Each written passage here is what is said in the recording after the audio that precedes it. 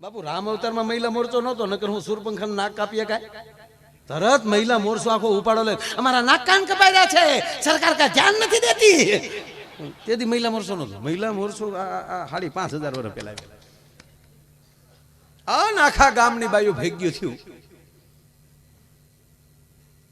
બેનો માફ કરજો, કોઈ આવા ભાષણ કરતા હોય, ઘણી બહેનો મેં સાંભળ્યું છે બહુ ભણેલા હોય ને, એટલે કે અમે જે ભાષણો કરતા હોય, ચિતાવનમાં બાળક જણી શકે, આજની કન્યા નહીં. મારી માવું માફ કરજો, એને જંગલમાં દીકરા ઝીણ્યા ને એટલે હજી હજારો વર્ષ વયા ગયા તો એની કથાઓ સાંભળવી પડે. જેને સહન કર્યું છે ને એનું કાંઈક આવે. 2 દીકરીઓ કોલેજમાં બહાર નીકળીને વાતો કરતી જતી હતી. એ કે તે રામાયણ કરે વાંચી કે નહીં? એ કે સાંભળે છે ઘણી વાર. એ કે તો પ્રસંગો એકચ્યુઅલી તને ખબર જ હશે ને? એટલે ખબર તો હોય જ ને, રામાયણના પ્રસંગની કોને ખબર ના હોય? એ કે જોયું સીતાજી સાથે સાથે ગયા યાર, વનવાસ તો રામને હતું, સીતા ખોટી ગઈ યાર. એ કે હું હોય તો જાવ જ નહીં. લે પણ તું ક્યાં જનકની દીકરી છે? હું તો જાવ જ નહીં. તો ઓલી બીજી હું કે સારું થયું વહી ગઈ તે. કે કેમ? એ કે ઘરમાં 3 સાસુ હોય એની કરતા તો જંગલમાં સારું. લે આવા દાખલા બેહાડે.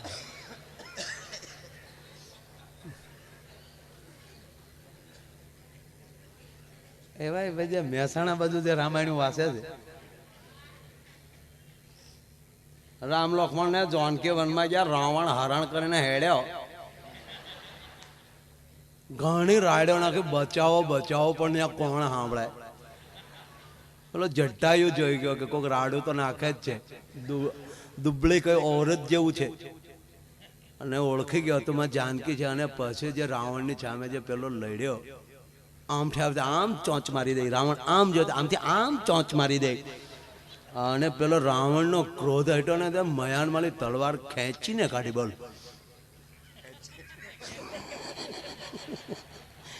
એક જટાયુને મારી તો આકાશમાં ફેંકડા ફેંકડા. લે અરે તને યારું આપણે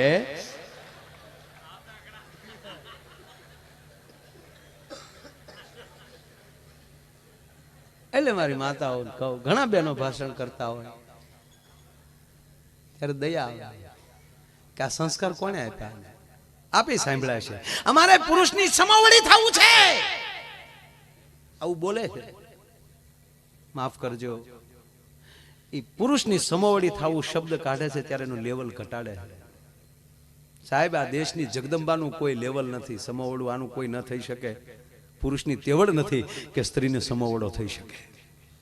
એ ધરાવીને ધારના નીપજે, કુડવીને માડું ન હોય, જેસલ જખરા નીપજે, જેની માં હોતલ હોય. હારા દીકરા હારી માં હોય તો મળે છે. એનો કાલ હવાનો હું તમને દાખલો આપું કે જેતપુર સાપરાજ વાળા એવા દાનવીર હતા ઈશ્વર બાબુ, કે એ હવા પર દી ચડે અને કોઈ પણ માણસ આવીને જે માગે એ આપવાનું. અને એમાં ઘટના બાપુ એવી ઘટી એકવાર કે એક ચારણ જેદી આવે છે અને ચારણે બિરદાવલી કરીને સાપરાજના મોઢામાં શબ્દ નીકળ્યો, કવિરાજ માગી લ્યો. આ સંસ્કારની છે, હું કહેવાય એ વાત માટે કરું છું. આ છે માગી લ્યો કવિરાજ. કે મહારાજ વચન માગ્યા પછી ના તો નહીં પડે ને? અરે કે કવિરાજ મોઢામાં શબ્દ નીકળ્યો, માગી લ્યો. માગી માગીને વધી વધીને એવું લાગશે મારું રાજ અને કદાચ કામ મારો પ્રાણ માગશો, આનાથી તો મારથી ઊંચું શું માગી લ્યો? કે ના, એનાથી અઘરું માગવું છે. તો કવિરાજ સાંભળી લ્યો કે આવો દાતાર તમને બીજી વાર નહીં મળે. પણ એક પ્રાર્થના કરીને કહું કે મારી પાસે હોય એ વસ્તુ માગજો. કે તારી પાસે છે એ જ માગવું છે. કે તો માગી લ્યો. તારો બાપ એભલ વાળો જોવે. બાપ બેઠેલો કચેરીમાં જ બેઠેલા પિતાજી નજર કરી છે, ઈશારો થઈ ગયો કે બોલે બદલાય નહીં આપણે. અને સાપરાજ વાળા ઉભા થયા, બાપનું બાવડું પકડ્યું, ચારણના હાથમાં આપી દીધું, લ્યો કવિરાજ.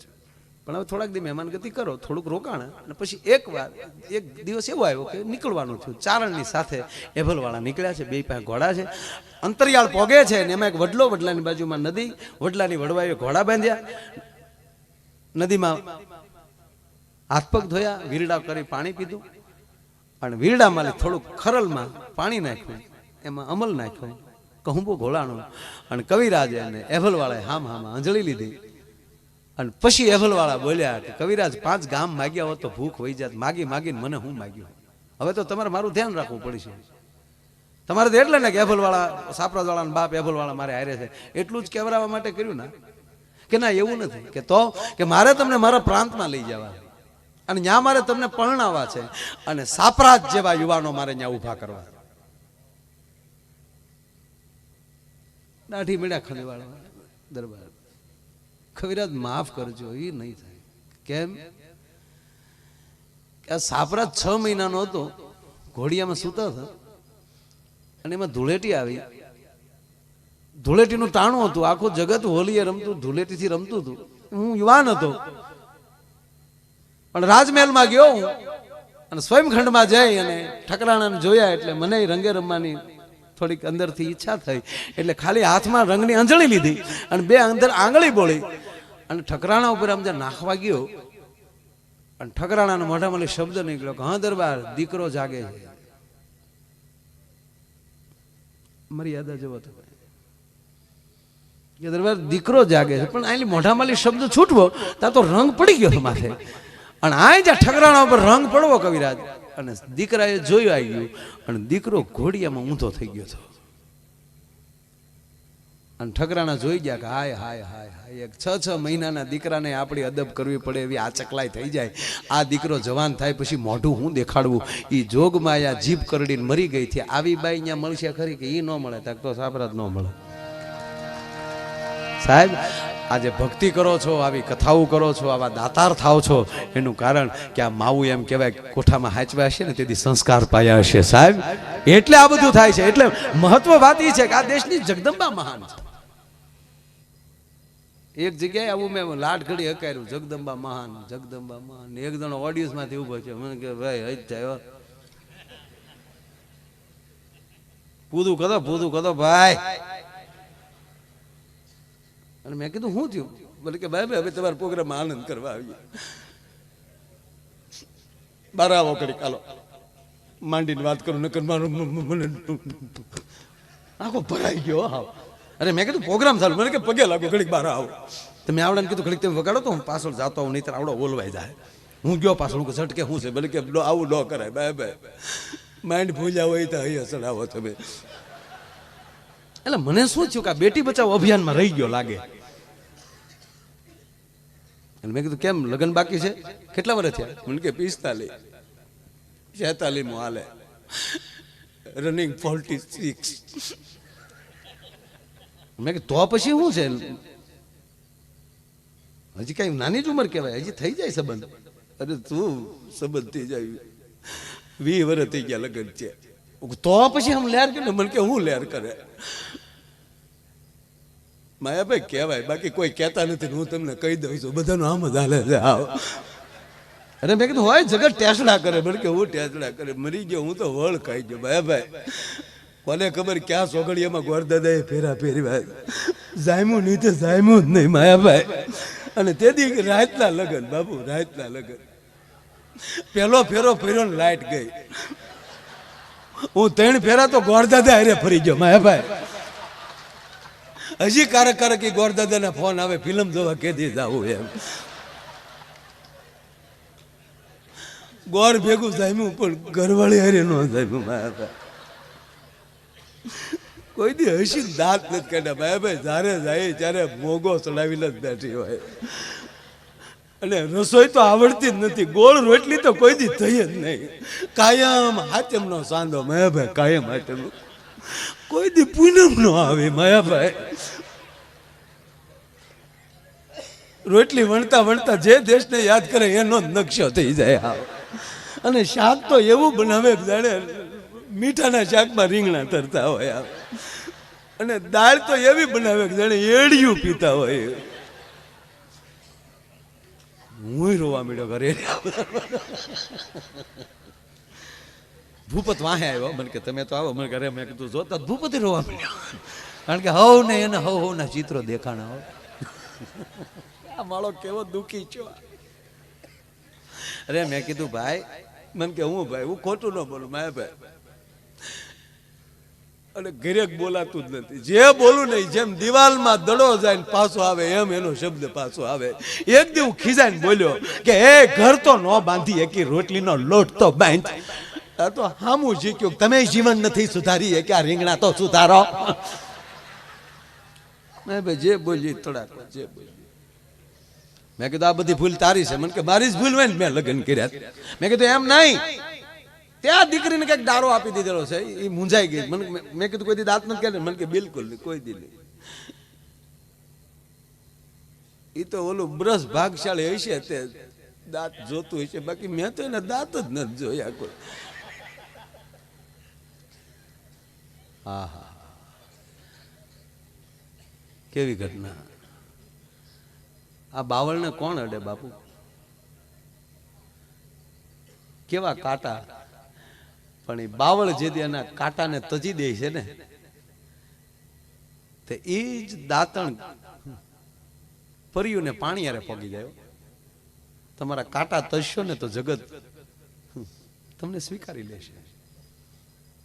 એટલે આવડા મીડો કોઈ દી દાંત જ નથી. મેં કીધી ભૂલ તારી જ. મેં કીધી દીકરી ને તે કઈક દારો દીધો, એ મૂળ તારથી ડરી ગયેલી છે. ડર કઢાઈ નાખ મગજમાં. કોઈ દી ખીજાણો થતો પહેલે જ દી માયાભાઈ, પહેલે જ એવું જ થયું. ખોટું ન બોલાય ને માયાભાઈ મોઢે ખોટું ન બોલાય.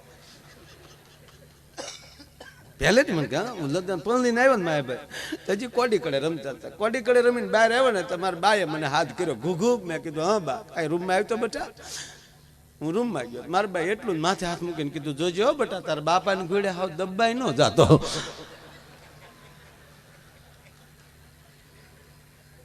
એટલે મેં એક જ વાર ડારો દીધો, રચોય હારી થવી જોઈએ. મારા ઘરની તને ખબર નહીં હોય, કોઈ હાલું બલબલ નહીં તલવાનું. શાંતિથી રચોય ટાઈમે થઈ જવી જોવે. આ ઘૂઘુ બોલે છે બસ એટલું જ બોલ્યો તો. ઘૂઘુ બોલ્યો તેદું હાવ ઘૂઘુ થઈ ગયો હાવ. મેં કીધું જો બસ ઈ ડર બેટા તને મેં મગજમાં ગળી ગયો. બેનને દીકરીને એ રસોઈ કરવા બેહે એટલે એને એમ થાય કરે રે મારથી રસોઈ હારી થાય કેમ. એ ડરમાં બધું બગડે. એ ડર મગજમાં કટાવી નાખે. મને કે ઈ કેમ કટાય? વખાણ કરો. જેવી રસોઈ હોય વખાણ કરવાનું. 3-4 દી તું વખાણ કરે એટલે મેં કીધું બધું રેડી થઈ જાય. મેં કીધું 3-4 દી હું મહિનો વખાણ કરીએ 20 વર્ષ કાઢી નાખી તો મહિનો ખેંચી લેવા હું વાંધો છું. અને ગયો ઘીર્યો. પણ કંપની ફોલ્ડ હોય ને કાકા, એ કારીગરથી રિપેર ન થાય. આ ગયો ઘીરે, જમવા બેઠો, રોટલીનું બટકું ભાંગ્યું, શાકમાં બળીને મોઢા મૂકીને કે વાહ રોટલી, વાહ શાક. દાળનો ઘૂંટલો પીર્યો, વાહ દાળ. ગીત મીડ્યો ગાવા, દે દે દાલ દે દાલ દે. એક વાર, બીજી વાર ને ત્રીજી વાર બોલ્યો વાહ રોટલી, વાહ શાક. અને એની ઘરવાળીએ મોં ઉપર શેડો લખ્યો વાહ રોટલી, વાહ શાક. લગ્ન છે 20 વર્ષ છે, કોઈ દી નો કીધું વાહ રોટલી, વાહ શાક. અને આજ મારી તબિયત ખરાબ હતી ને બાજુવાળી શિબલી એના જતા કે વાહ રોટલી. એક બેનની ઘરે એક ઘરે મહેમાન આવ્યા હતી. બેને એમ કીધું કે બેટા આપણા બાજુમાં ચંપા માચી છે ને, ત્યાં લઈ જા મારો દીકરો, એની ઘરે ડિઝાઇનવાળા ગ્લાસ છે ને ટ્રે સારી છે તો મહેમાનને સારું લાગે, જા લઈ આય. ત્યાં ત્યાં જઈને કીધું ચંપા માચી મમ્મીએ કીધું ડિઝાઇનવાળા ગ્લાસ ને ટ્રે આપો ને તમારી મહેમાન આવ્યા ને એટલે ઓલી બેને તરત આપ્યો, કાલે બેટા લેતો જાઓ. બીજું કાંઈ તારી મમ્મીએ કીધું? એ કે હા એણે કીધું ચંપુડી નો આપે ને તો કાંતા માચી પાસે જાજે. ઓલી દીધું થી પાછું લઈ લીધું, જા કાંતા માચી પાસે લઈ જા. નહીં, બાળકોની ભાળતા બોલતા જ નહીં, કારણ કે ઝેરોક્સ છે, સીધું કહી દે. કારણ કે ભગવાન છે, ભગવાન વારો તારો ન કરે. હા, એટલે આ પતિ પત્ની બિચારા એટલા બધા ભાવથી રહે એટલે પછી એને ખબર નથી કે આ લગભગ કે ને તમારા ભાઈ ભોળા બહુ આવું કે એ ભોળો તો ઘીરે જ હોય. એક બેન એના પિયર ગયા ને તે રોજ ઘીરે ફોન કરે એના પતિને, ક્યાં છો? કે ઘરે જ છો ડાર્લિંગ. ઘરે જ છો? કે હા. તો કે મિક્સર ચાલુ કરો લ્યો. લોલો ધડ દિન ઢરમાં મિક્સર ચાલુ કરે અને ખખડાટી સાંભળી લે. હા બરાબર, ઓકે તમે ઘરે જ છો. પછી રોજનું થઈ ગયું, ક્યાં છો? ઘરે, મિક્સર ચાલુ કરો. ઓલો તરત મિક્સર ચાલુ કરે. બેન 5 દી પછી આવ્યા ઓચીતા, બપોરે આવી ગયા. ત્યાં ઓલો ભાઈ નહોતો ઘરે, છોકરા હતા. છોકરાઓને કીધું કે બેટા તાર પપ્પા ક્યાં ગયા? એ કે બા 5 દીથા મિક્સર લઈને ઘરેથી નીકળી જાય છે. આ ક્યાં જાય નક્કી નહીં. એ આપણે જોઈએ ભાઈ. એટલે બહેનોને તેમ જ હોય કે બસ બહુ ભોળા ને હકીકત એવું. એટલે બિચારા બેનને હું થયું કે આ મને એટલી બધી હાચવે છે, હું પાણી માગું તો દૂધ આપે, મારું કેટલું ધ્યાન રાખે. મારી હાટું એની માને એને મૂકી દીધી.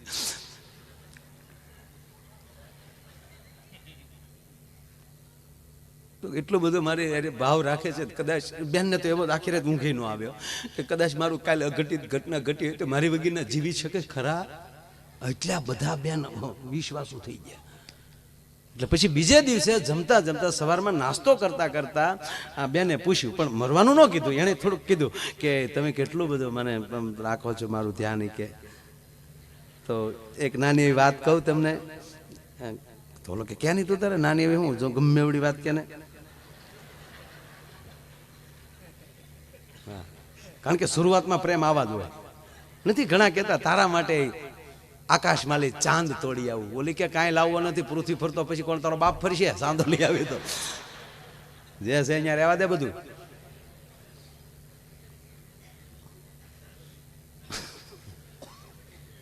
એટલે ઓલા બેન બિચારા ભોળા, એટલે એને ભાવથી પૂછ્યું કે તમે મને એટલા બધા હાચવો છો, તો માની લો કે હું તમને 5-6 દિવસ ન દેખાણી વાવ તો તમને કઈ થાય? ઓલાની અંદર જે હરખ પીડ્યો ને એનો વિસ્ફોટ થઈ ગયો. એ કે તો મજા આવી જાય. હવે જોક હવે ચાલુ થાય, હવે જોક ચાલુ થાય. ઓલો પતલો હવે. અને ખરેખર કાકા બેનું એવું કે ઈ ભાઈને એના પત્ની 5 દિવસ બિલકુલ ન દેખાણા. 6થા દિવસે થોડા દેખાણા, આંખનો હોજો ઉતર્યા પછી